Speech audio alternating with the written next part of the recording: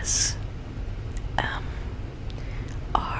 And today I am filming in between classes, and if my hair looks wild and the bags under my eyes are more pronounced than usual, that is why I am exhausted. I also had a midterm this morning. A midterm,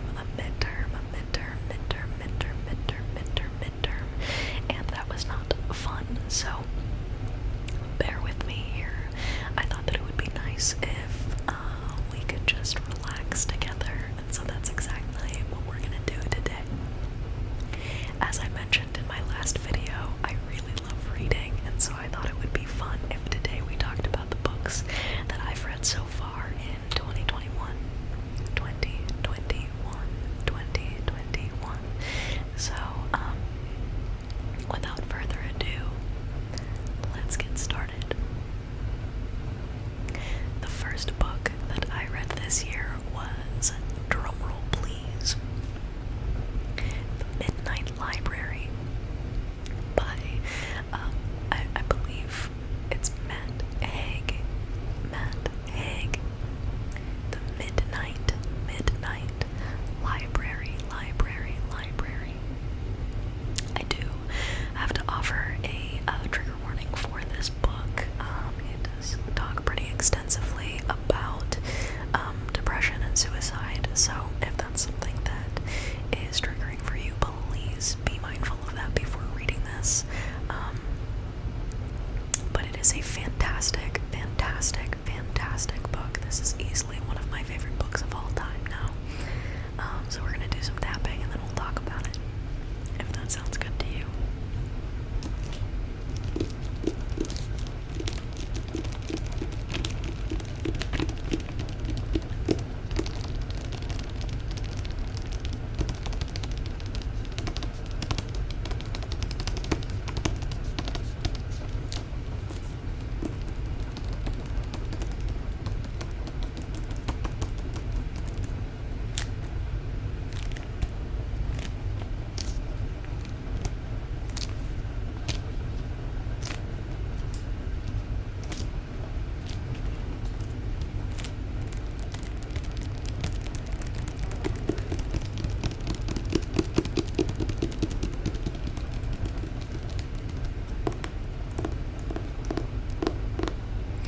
So, this book, as I said, is called The Midnight Library. And the basic premise, wow, my hair looks wild.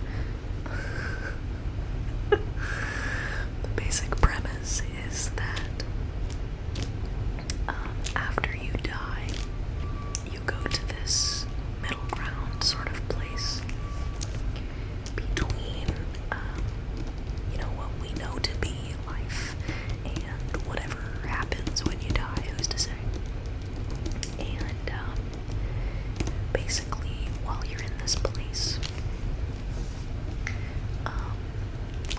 it's like it's this library full of books that contain every life that you could have led, starting from the moment that you died. And so you get the opportunity to look through the books and see if there's a life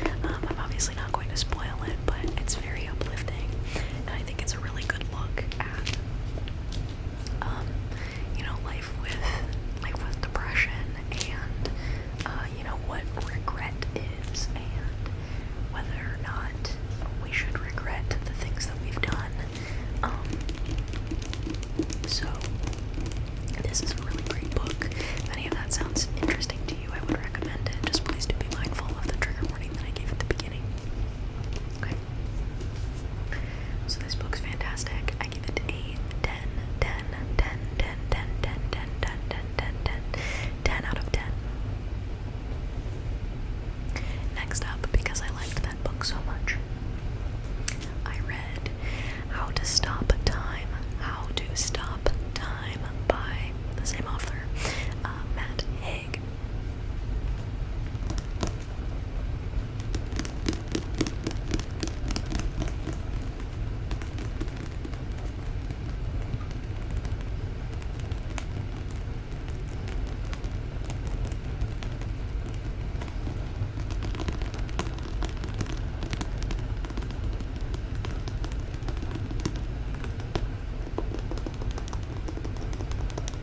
I like that sound a lot. I like the sound of tapping on the spine. So this book is another philosophical sort of book about life. Basically, this book follows a man who does not age the same way that we do. Basically, I don't remember exactly what it is, but it's something to the effect of he ages 1 year every 100 years. No, that can't be it. 1 year every 10 years. Yeah, maybe, sure. 1 year every 10 years, something like that.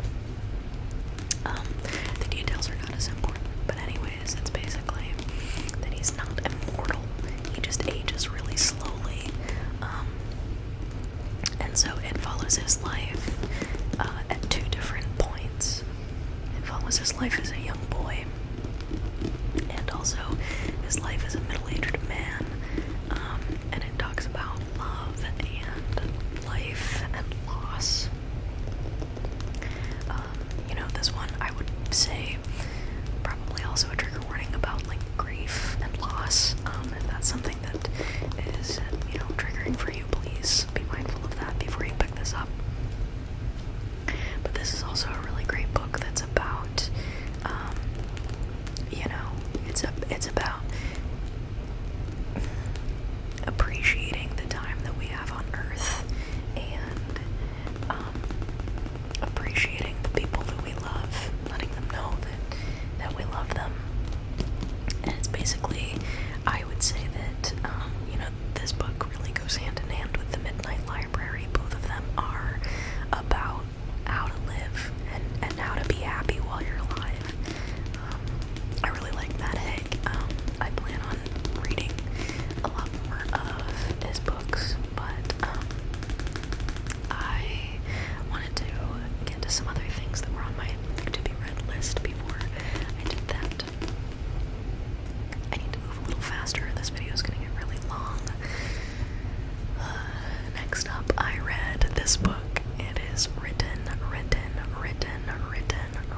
in the stars by Alexandria Bellafleur. And this is a lesbian romance novel. It follows it's that really normal, I guess I should say classic trope of a fake relationship turning into a real one. People pretending to be in love and then actually falling in love. It's a really cute read. I would definitely recommend it if you're interested in seeing a lesbian twist on that pretty classic trope.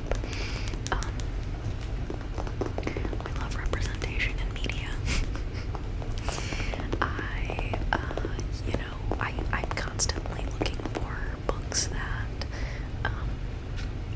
offer LGBTQ representation in a thoughtful way, and I think that this one definitely does that. Obviously, it's a large them being lesbians is a large part of the novel because it's a romance novel, but they're complex characters and their identity as lesbians is not the only thing that you know about them.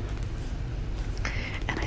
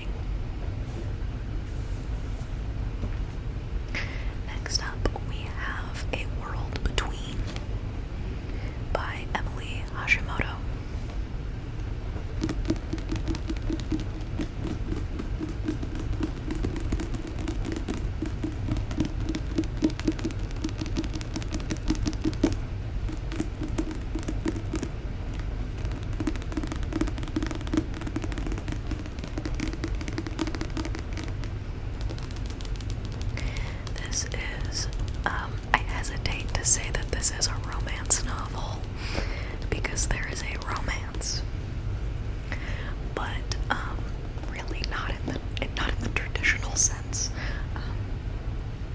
It follows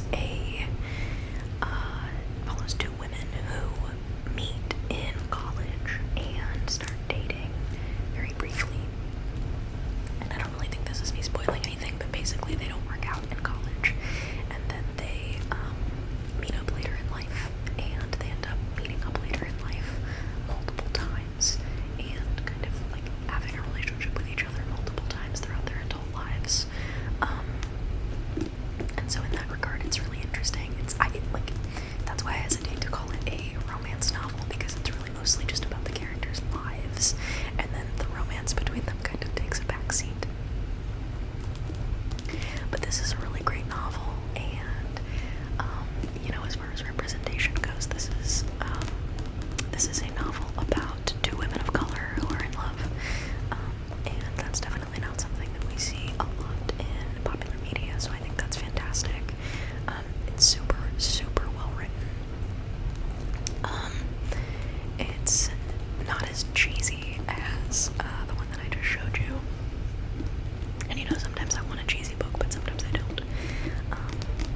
And yeah, I would definitely recommend this one too. I liked it more, I think, than Written in the Stars. I would give it, let's see,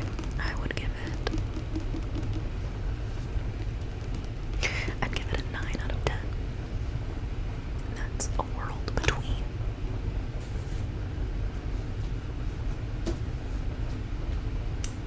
Next up, I read Honey Girl by Morgan Rogers. Honey Girl, Honey Girl, Honey Girl, Honey Girl, Honey Girl, Honey Girl, Honey Girl.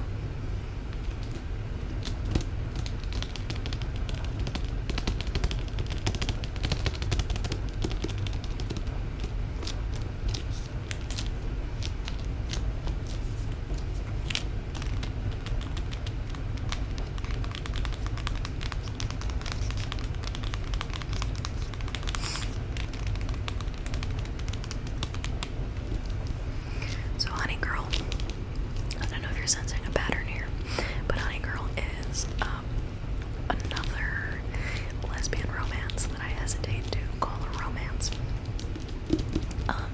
This book follows a main character who just graduated with her PhD in astronomy. I almost said astrology, goodness gracious. Astronomy. And so she has just graduated with her degree in astronomy, and it's kind of a coming of age novel in that even though she's an adult, she doesn't really know what she wants to do with her life. She's at this crossroads with finding a job, and again, even though she's an adult, she feels a lot of pressure to do what her dad wants her to do. And so it's a lot about finding yourself, finding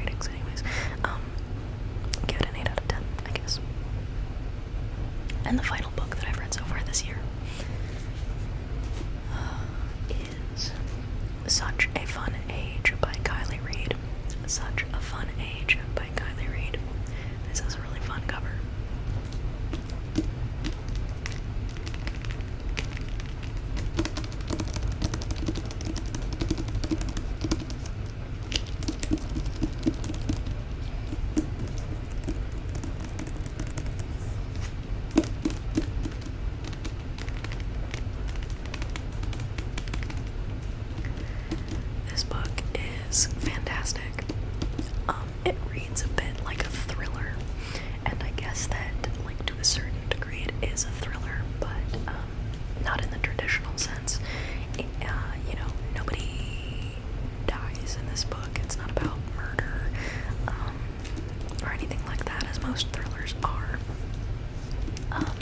It's more of a psychological thriller about racism and the different ways that racism manifests itself in our modern society. It's basically about a babysitter who is a black woman who takes the girl that she babysits, who is a small, young, white girl, to the grocery store, and she is stopped by security at the grocery